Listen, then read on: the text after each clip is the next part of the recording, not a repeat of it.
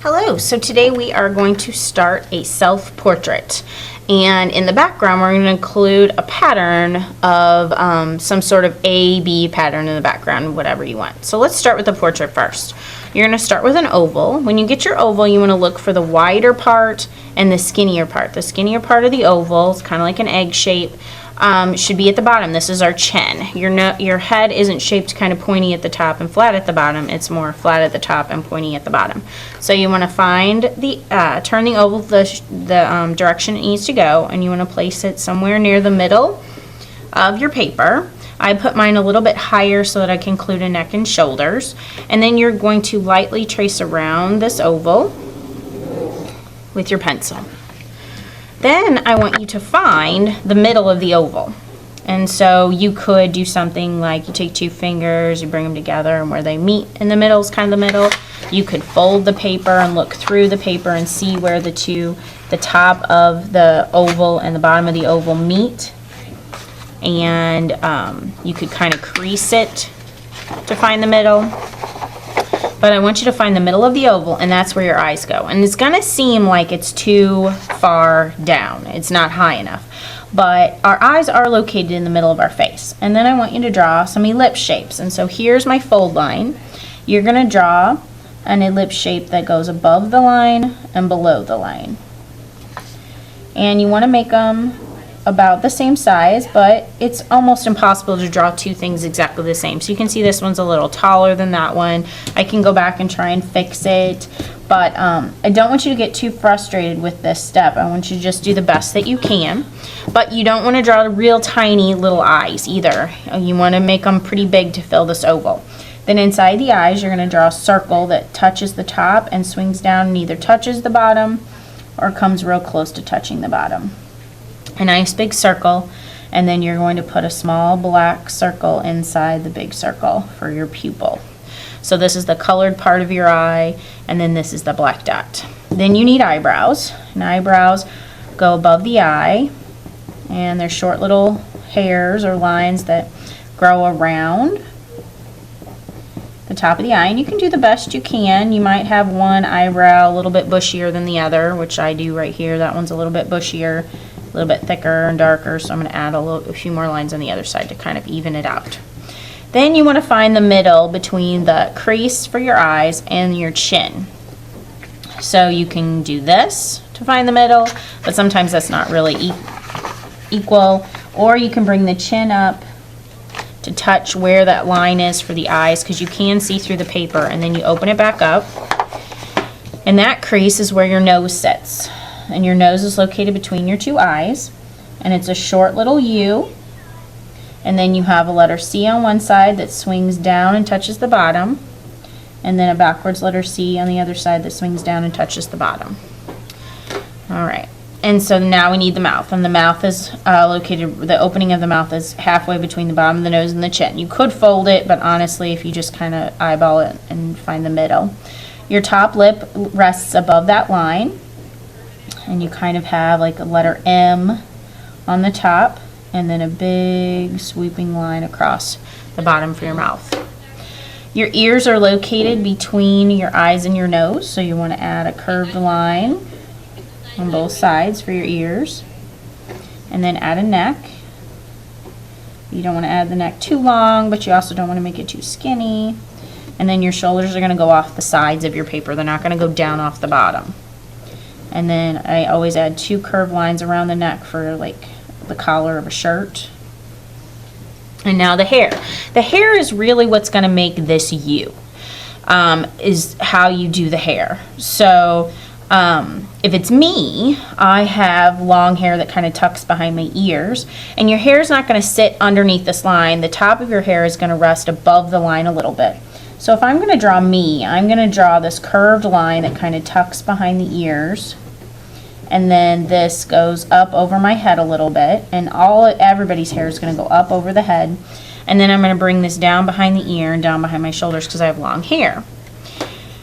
If you have shorter hair, maybe your hair tucks behind your ears, but you have shorter hair, then your hair is going to come here and then maybe run into the neck. If you have long curly hair, then your lines won't be straight. They'll be kind of wavy to show curves. And maybe you add some curly lines to show that you have curly hair. Maybe you don't have long hair that tucks behind your ears. Maybe you have bangs. So then you would draw your bangs going across. And I never just draw a straight line. I kind of do kind of a broken zigzag line going across. And then you would draw your hair hanging down. Okay? Maybe, let's say you're a boy and you have kind of short hair, but it's a little shaggy. Then your hair is going to come and kind of swoop down around the eyes like a zigzag like that, and then it's going to go up over the head but real close to the head and stop when it gets to the ears. So that's kind of short boy hair. If you have really short hair, then you would probably just draw your hairline. So your hair is going to be real short and close to the head, so maybe this is just your hairline here. And then you add your short little hair texture here. Let's say you have spiky hair.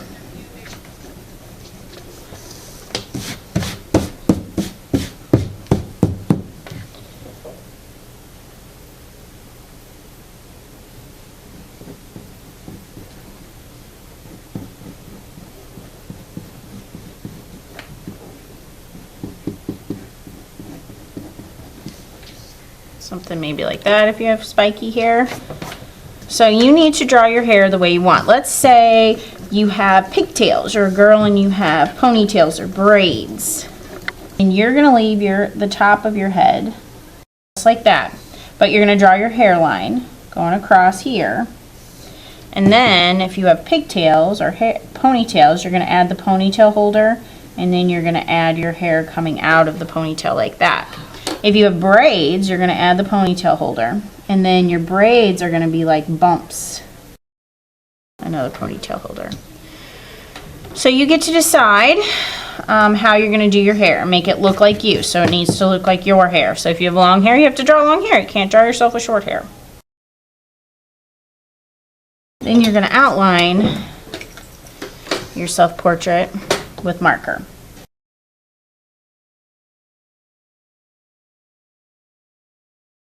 I want you to erase all your pencil lines that you may have missed when you were tracing. So now I want you to include a background in the background, and I want it to be an A-B pattern of some sort. So maybe you do stripes and you color one green and one blue and one green and one blue. Maybe you do a pattern of stars and hearts, stars and hearts. You get to decide, but it needs to be an A-B pattern. So I'm going to do a zigzag line.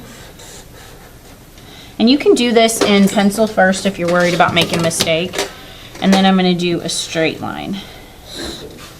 And I'm going to do a zigzag line. And now you're going to color it in with crayon. And I want you to use skin colored crayons, and I want you to find a skin color that matches your skin. So take the crayon and kind of put it against your hand and see if that matches close. It's not going to be perfect, but see if it matches.